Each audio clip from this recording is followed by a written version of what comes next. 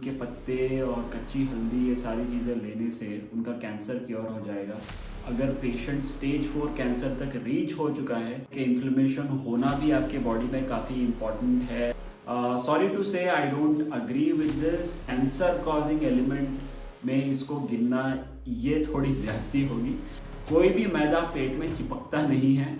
Like I said, normal cells also feed on sugar. As somebody who studies nutrition and who is a student of exercise science as well, मैं इस चीज़ से agree नहीं करता हूँ। One meal is very important of macronutrients. फिर वही बात कर ली यार, बार बार यही बात बोले जा रहे हैं। लेकिन ये जो दी ओनली एंटी कैंसर वाला जो लाइन है ये थोड़ा सा ज़्यादा हो गया। चलो आज नई रोटी पता चल गई। तो मैसेज बहुत क्लियर होना चाहिए, बहुत क्लियर होना चाहिए।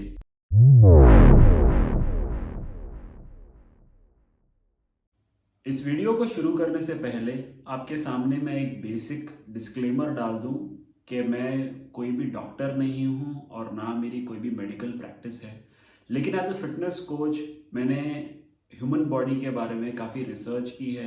मैं काफ़ी आर्टिकल्स वगैरह पढ़ता हूँ, काफ़ी रिसर्च स्टडीज़ पढ़ता हूँ। जो मेरे से भी ज़्यादा सीनियर लोग हैं इस इंडस्ट्री में, जो हेल्थ इंडस्ट्री के बारे में, जो हेल्थ केयर के बारे में और अच्छी तरीके से नॉलेज रखते हैं, मैं उनकी वीडियोस देखता हूँ और उनके रेफरेंस के और गाइडेंस के थ्रू ही मैं अपने क्लाइंट्स को गाइड करता हूँ। रिसेंटली मेरे नज़र में सिद्धू जी का ये वीडियो आया जो काफ़ी वायरल हो रहा है इंटरनेट पे। और मुझे लगा कि इस वीडियो के ऊपर मुझे अपनी ऑनेस्ट ओपिनियन देनी चाहिए ताकि लोगों तक इस वीडियो का प्रॉपर कॉन्टेक्स्ट पहुंचे। कोशिश यही रहती है कि लोगों तक सही नॉलेज पहुंच पाए। तो मैं बहुत लंबा नहीं रखूंगा इस वीडियो को और एक पूरा रिएक्शन नहीं रहेगा इस वीडियो का, मगर जो मेन बातें उन्होंने जो बोली हैं उसका मैं बेसिक स्क्रीनशॉट यहाँ वीडियो पे डिस्प्ले करूँगा और उसके साथ साथ एक्सप्लेन करूँगा कि कैसे हमें इन चीज़ों को कॉन्टेक्स्ट में समझने की ज़रूरत है। तो चलिए शुरू करते हैं। नाउ जब लोग ये कहते हैं कि करोड़ों रुपया लगता है, मुझे ये बताइए नीम के पत्तों पे क्या पैसे लगते हैं, कच्ची हल्दी पे क्या पैसे लगते हैं, नींबू और सेब के सिरके पे क्या पैसे लगते हैं। मतलब जो एक आदमी जिसके पास डॉक्टर की फीस देने के पैसे नहीं हैं और काफ़ी मुश्किल से सरकारी अस्पताल में या किसी तरीके से पैसे जोड़ के सिर्फ कंसल्टेशन के लिए या छोटे मोटे टेस्ट के लिए तकलीफ पड़ रहा है, उसके दिमाग में ये हो पाएगा कि नीम के पत्ते और कच्ची हल्दी ये सारी चीज़ें लेने से उनका कैंसर क्योर हो जाएगा।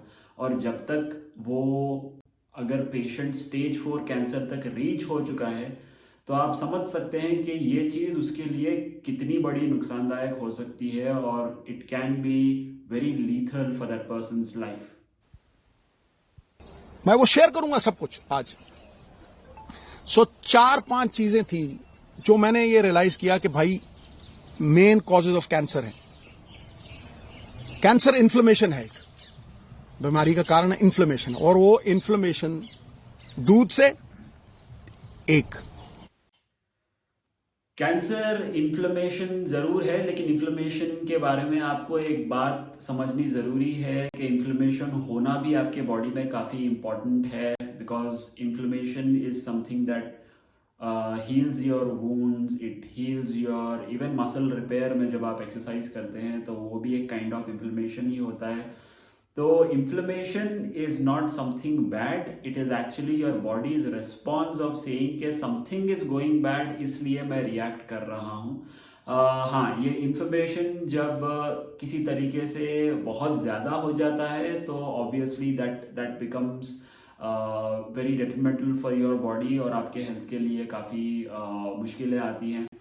कोविड के टाइम में शायद आपने देखा होगा कि इन्फ्लेमेटरी फैक्टर्स बॉडी में काफ़ी सारे ब्लड मार्कर्स बढ़ जाते हैं लोगों के और उससे इम्यून पे भी इफ़ेक्ट आता है और इम्यून काफ़ी ज़्यादा हाइपर रिएक्टिव हो जाता है तो उस वजह से भी लोगों को प्रॉब्लम आते हैं।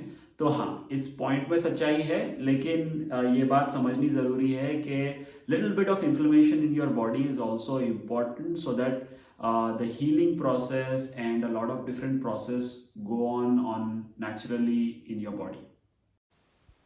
कार्बोहाइड्रेट्स वीट, ज्यादातर वीट से। डायरेक्टली इन्होंने इस वीडियो में ये बोल दिया कि दूध से इन्फ्लेमेशन होता है। सॉरी टू से I don't agree with this. दूध से कोई इन्फ्लेमेशन तो नहीं होता, बट दूध से ये ज़रूर होता है कि people, most of the populations in the world, they can not digest milk after a certain age, क्योंकि लैक्टोज इंटॉलरेंस की इशू आ जाती है। I am personally lactose intolerant, so I don't consume milk. अगर आप भी लैक्टोज इंटॉलरेंट है तो मत कंज्यूम करिए, कोई ज़रूरी नहीं है। लेकिन ये बात बोलना कि दूध से इन्फ्लेमेशन होता है और कैंसर कॉजिंग एलिमेंट में इसको गिनना, ये थोड़ी ज्यादती होगी। दूसरा इन्होंने वीट बोला है, अभी आगे देखते हैं और क्या क्या ये बताते हैं। आप बहुत से लोगों को देखेंगे वो कनक छोड़ गए हैं खाने, पेस्टिसाइड्स है और है, ठीक है। और उससे भी ज्यादा जो रिफाइंड मैदा, जो हम जलेबी खाते हैं, maida is a part of wheat only. अगर आप किसी भी न्यूट्रिशनिस्ट से पूछें या एक प्रॉपर जो प्लांट्स की या कोई भी इस तरीके की स्टडी कर रहे हैं उनसे ये बात पूछें, तो एक वीट का जो ग्रेन होता है उसके अंदर ब्रैन, जर्म और एंडोस्पर्म नाम के 3 लेयर्स होते हैं। तो ब्रैन को हटा दिया जाता है। अगर आप जानते होंगे bran oil, rice bran oil जो मिलता है, that is made from rice bran only.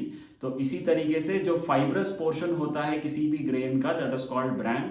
तो वीट में से ब्रैन को निकाल दिया जाता है और एंडोस्पर्म को निकाल दिया जाता है, और बाकी जो उसका हिस्सा बचता है दैट इज कॉल्ड मैदा, जिससे काफ़ी सारे प्रोडक्ट्स बनते हैं। एक है वर्मिसिली, और जो नूडल वगैरह हैं, ये सारी चीज़ें उसी से बनती हैं।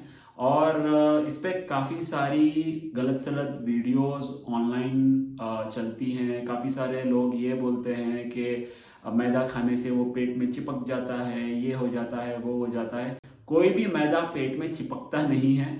यहाँ तक कि आप the hardest of the hardest substance even if you consume, वो भी आपके बाउल के थ्रू पास हो जाता है। इतना ज़रूर है कि वो अगर कोई टॉक्सिक सब्सटेंस होगा तो टॉक्सिसिटी करेगा या कुछ और इश्यूज करेगा, मगर मैदा पेट में चिपकना इज नॉट समथिंग लॉजिकल। और मैदे से कोई भी कैंसर कॉजिंग इशू हो जाना just by having maida is not something very noticeable here. Sugar, refined sugar सबसे बड़ी पॉइजन क्या? रिफाइंड शुगर बोला इन्होंने।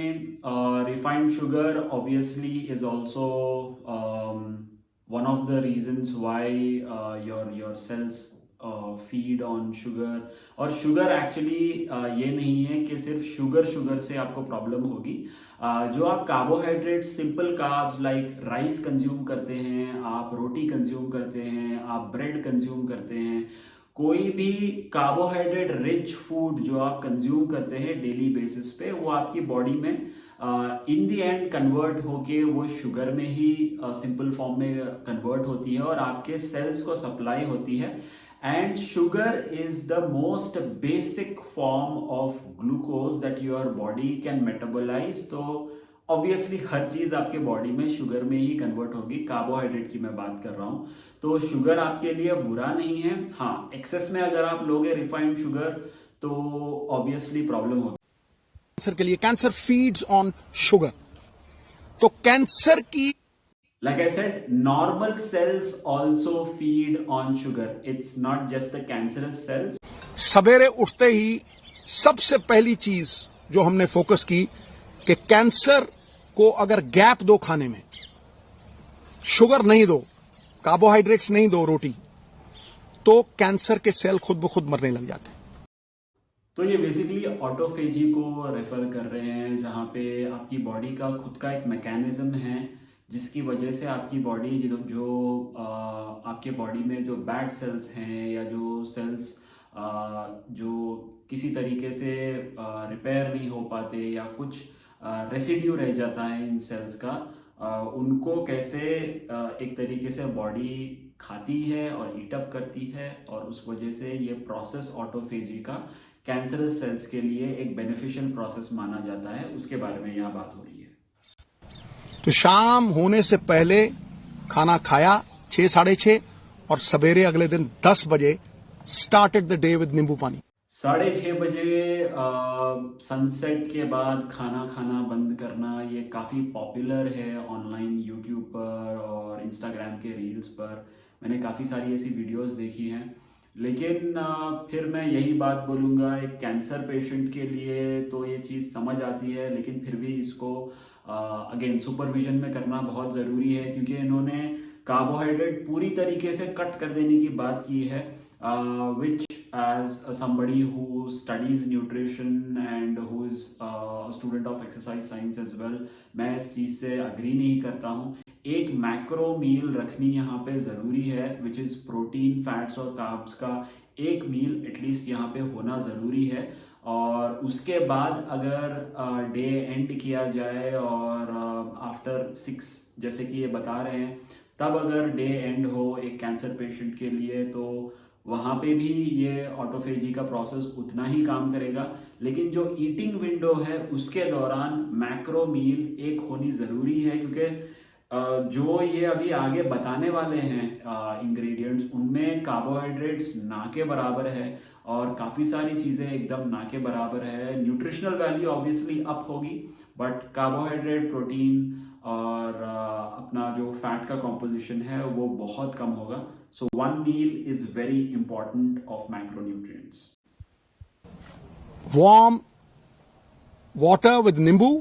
तो सुबह नींबू पानी से स्टार्ट करने की इन्होंने बात की है, which is a good thing. It's refreshing, it's hydrating and all of that, so nothing wrong with it.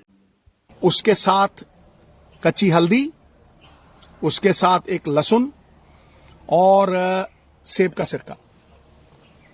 उसके आधा घंटा बाद 10-12 नीम के पत्ते, और इसमें कोई पैसे नहीं लगते हैं। सीरियसली मैं सबको बोलना चाहता हूं कि ये ग्रेड 4 स्टेज 4 से ये फिर वही बात कर दी यार, बार बार बार बार यही बात बोले जा रहे हैं कि नीम के पत्ते के पैसे नहीं लगते, ग्रेड 4 से वापस आई है। तो मैसेज मैसेज बहुत क्लियर होना चाहिए, बहुत क्लियर होना चाहिए। He has a good following, he has a lot of people who look up to him in cricket, in may be just कोई भी पब्लिक फिगर हो यार, लोग मतलब बात समझते हैं उनकी, उनकी बात सुनना चाहते हैं। तो the kind of words he has used, his intention is very good, but the kind of words he has used वो थोड़ा सा अपनी वाइफ के रिकवरी को देखकर थोड़ा सा सरप्राइज होकर और इमोशनली लोगों में मैसेज पहुंचाने की कोशिश कर रहे हैं। लेकिन it has to come across nicely so that people understand the true sense and follow it in the right way. No rice, no roti, quinoa. यहाँ पे मैं एक बात बता दूं, किनवा भी एक सोर्स ऑफ कार्बोहाइड्रेट ही है। It's a complex source of carbohydrate, जिसमें आपको फाइबर मिलता है, फाइटोन्यूट्रिएंट्स मिलते हैं, कुछ एंटीऑक्सीडेंट्स होते हैं। So it's a good source. लेकिन यहाँ पे इनको ये बात भी पता होनी चाहिए थी कि quinoa is a carbohydrate source which is again converted into sugar. तो शुरू से काफ़ी शुगर के खिलाफ बोलते आए हैं इस वीडियो में, तो ये एक बात इनको क्लैरिफाई होनी बहुत जरूरी थी। The only grain which is anti-inflammation and anti-cancer. Anti inflammation and anti cancer, the only grain is quinoa, ये थोड़ा सा रॉन्ग है। न्यूट्रिशन की क्लासिफिकेशन में फाइटोन्यूट्रिएंट्स होती हैं, एंटीऑक्सीडेंट रिच फूड की क्लासिफिकेशंस होती हैं, एंटी कैंसर की कोई ऐसी सेपरेट कैटेगरी नहीं होती जिनको अलग से रखा जाता है। और ऐसा भी नहीं है कि ये कोई grain is the anti cancer grain के कोई जादुई ऐसा कोई चीज़ नहीं है। It's a good grain, it's something which you can include in your diet. आप इसको कुक करके इसमें एक बनाना ऐड कर सकते हैं, सिनेमन पाउडर के साथ इसको एज अ डिज़र्ट आप इसको कंज्यूम कर सकते हैं, बहुत अच्छा होता है। You can add a bit of honey also in this. So it's a very good grain, अच्छा फाइबर होता है इसके अंदर, कंज्यूम कर सकते हैं। लेकिन ये जो anti the only anti cancer वाला जो लाइन है, ये थोड़ा सा ज़्यादा हो गया था। Anti inflammation and anti cancer. उसको किनोवा थोड़ा बॉयल करके देना या बादाम के आटे की रोटी। चलो आज नई रोटी पता चल गई।